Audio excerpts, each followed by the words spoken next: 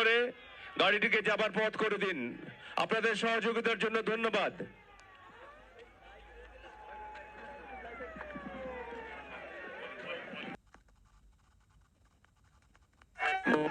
মুসল্লিবৃন্দ, এখন শহীদ শরীফ ওসমান হাদির কফিন তাকে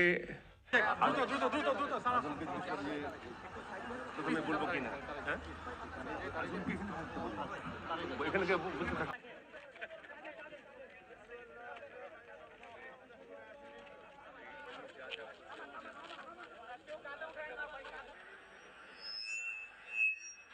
আপনার على ملك سليمان وما كفر سليمان ولكن الشياطين সহযোগিতা করার জন্য আপনাদের বিনীতভাবে অনুরোধ জানাচ্ছি।